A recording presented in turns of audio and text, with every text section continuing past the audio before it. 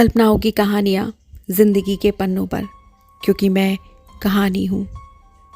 खूनी दरिंदा, a suspense thriller and murder mystery story. Major attack.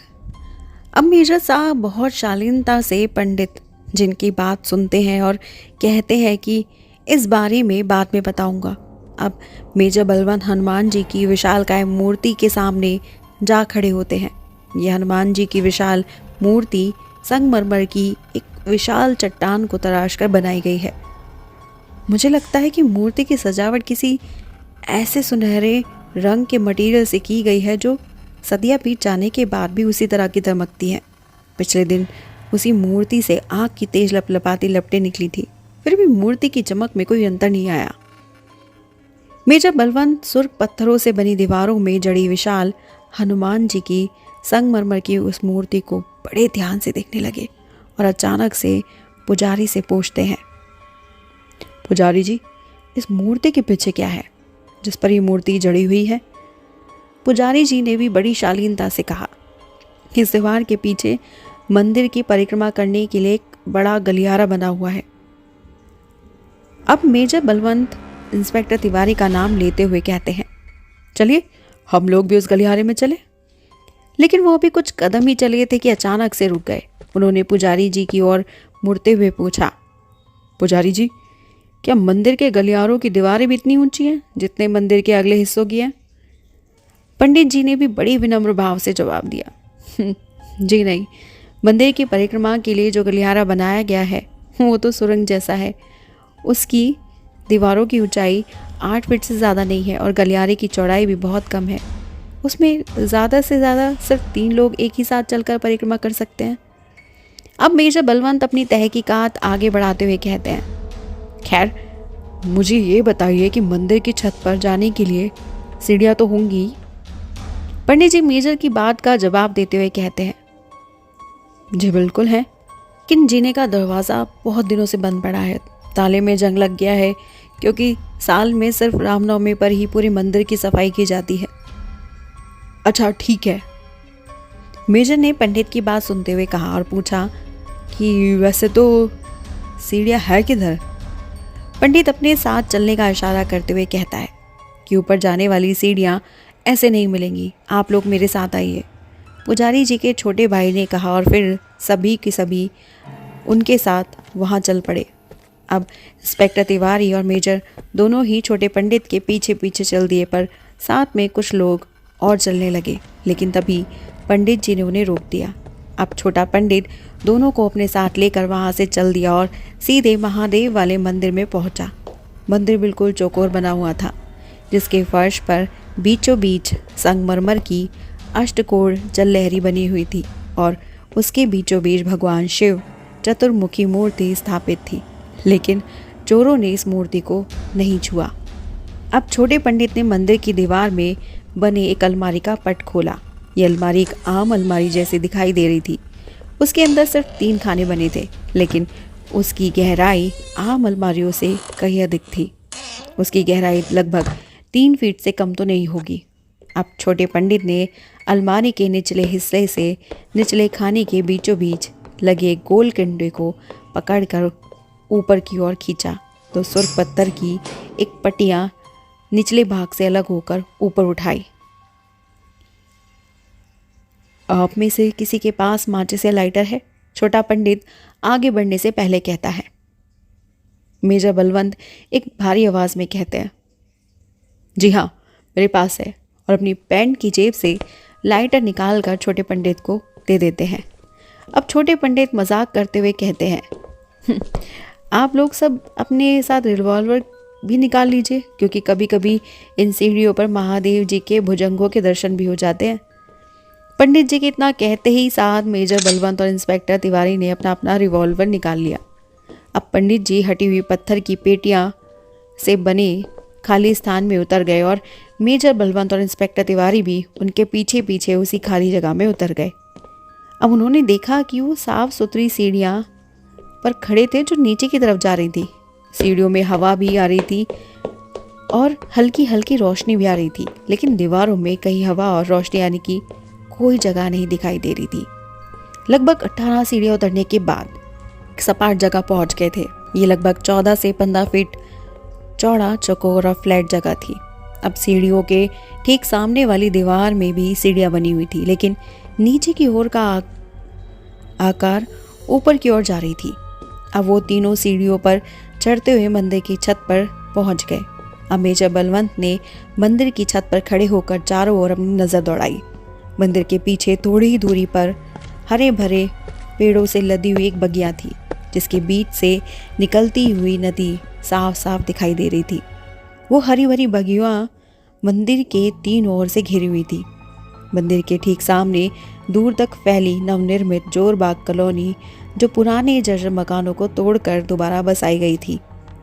चारों ओर नजर डालता हुआ मेजर छत के उस भाग पर आ खड़ा हुआ जो हनुमान मंदिर के ठीक ऊपर था। हनुमान जिनका मंदिर बाकी मंदिरों के बीचों बीच बनाया गया था। अब मेजर बलवंत ने उस जगह खड़े होकर छत के फर्श की बारीकी से जांच की और फिर इस जगह लगी हुई मुंडेर पर आकर खड़ा हुआ। और अब वो चारों तरफ नजरें दौड़ाने लगा कि अचानक से उसकी आंखों में एक चमक सी जाग उठी। वो जल्दी से अपने घुटने मोड़कर एक खंबे के सहारे बैठ गया, जो हनुमान मंदिर के ठीक पिछले भाग में था। अब छोटे पुजारी और इंस्पेक्टर तिवारी भी झुककर उसी ओर देखने लगे, लेकिन उनकी नज़रें उस चीज़ को नहीं देख पाए जिस पर मेजर बलवंत की निगाहें पड़ चुकी थी। वो कुछ सिलेंडर थे जिनके लीवर तार द्वारा एक दूसरे जुड़े हुए थे। ये पांचों सिलेंडरों का साइज वही था जो पर्वतारोहियों के साथ रहने वाले ऑक्सीजन गैस के सिलेंडरों का होता है। हरे रंग की पॉलिश वाले सिलेंडर मंदिर की पिछली बगिया में एक ऐसी जगह रखे थे जहां ढेर सारे पेड़ पौधों ने बढ़कर एक नया छायादार कुंज बना दिया था। मेजर बलवंत ने अनुमान लगाया कि बिना किसी रस्सी की मदद के उस जगह तक पहुंचना मुश्किल ही नहीं, इम्पॉसिबल है। और कुछ देर बैठा बैठा कुछ सोचता रहा और फिर मन ही मन कुछ तय करके उठते हुए बोला, आइए हम लोग अब नीचे चले। इंस्पेक्टर तिवारी और छोटे पंडित उठे और मेजर बलवंत के साथ सीढ़ियों की ओर चल पड़े।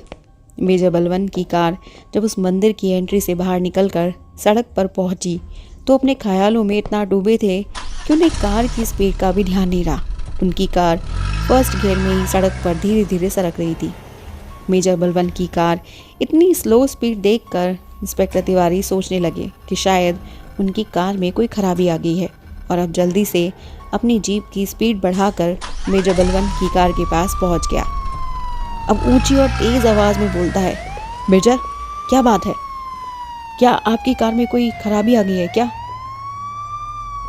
इंस्पेक्टर तिवारी की आवाज़ सुनकर मेजर बलवंत चौंक गए और उसने गर्दन घुमाकर अपनी कार के साथ साथ चलती हुई इंस्पेक्टर तिवारी की जीप की तरफ देखा और एकदम से अचानक से अपनी स्पीड सही करते हुए जैसे उन्हें अपनी भूल याद आ गई हो, तभी दूर से ही पल उनके होठों पर एक हल्की सी मुस्कान दौड़ गई और उसी मुस्कान के साथ मेजर कार का गियर चेंज करते हैं और थोड़ी ही देर में उनकी कार हवा से बातें करने लग जाती है और जोरबाग की साफ सुथरी सड़कों पर दौड़ने लग जाती है। साथ ही इंस्पेक्टर तिवारी भी अपनी जीप को स्पीड बढ़ा देता है। इंस्पेक्टर तिवारी के पीछे पीछे मेजर बलवंत की कार अब सेठ जी के बंगले में पहुंच जाती है। उस समय दोपहर के 12 बजे थे, लेकिन इन दोनों ही घटना ने सबके होश उड़ा दिए थे।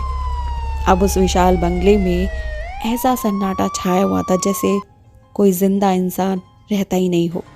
जीप और कार के रुकने की आवाज़ सुनकर भी घर का कोई भी नौकर बाहर नहीं आया था।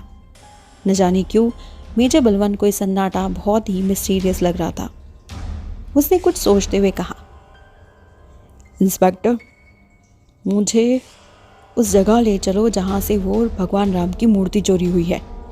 इंस्पेक्टर तिवारी ने भी हामी में अपना सर हिलाते हुए कहा, चलिए उस बाउंड्री वॉल की ओर चल देते हैं जहाँ से मूर्ति बंगले के बाहर ले जाई गई थी। वो दोनों रंग बिरंगे फूलों से भरे बगीचे में से गुजर रहे थे कि अचानक से अंगूर की बेलों के एक झाड़ के पास पहुंचकर मेजर बलवंत के कदम अचानक से रुक गए। अब साथ में चल रहे इंस्पेक्टर तिवारी भी वहीं उनके साथ रुक गए और मुड़कर मेजर बलवंत की ओर देखने लगे। मेजर बलवंत की नज़रें कांच के उस टुकड़े पर जमी हुई थी जो अंगूर की बेल के बीच में से दिखाई दे रहा था और जिस पर सूरज की किरणें सीधी पड़ रही थी, जिसकी वजह से कांच के टुकड़े में चमक आ रही थी और चमक के कारण ही मेजर बलवंत की नज़रें उस पर पड़ गई थी।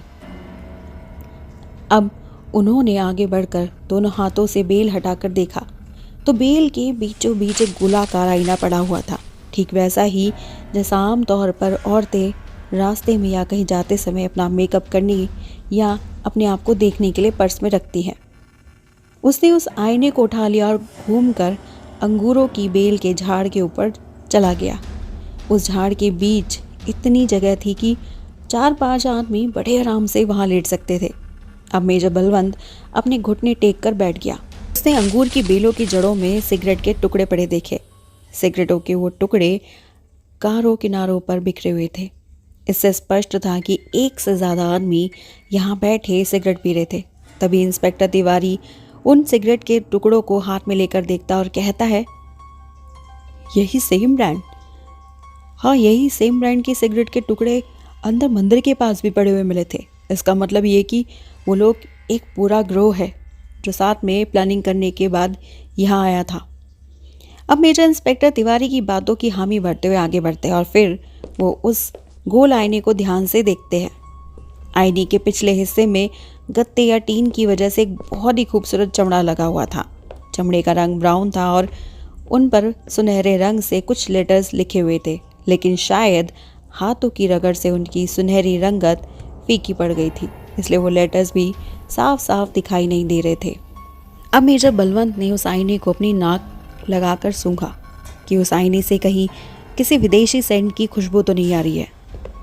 अब उसने उस आईने को अपनी जेब में रख लिया और अंगूर के झाड़ के चारों तरफ नज़र दौड़ाते हुए उठ खड़ा हुआ।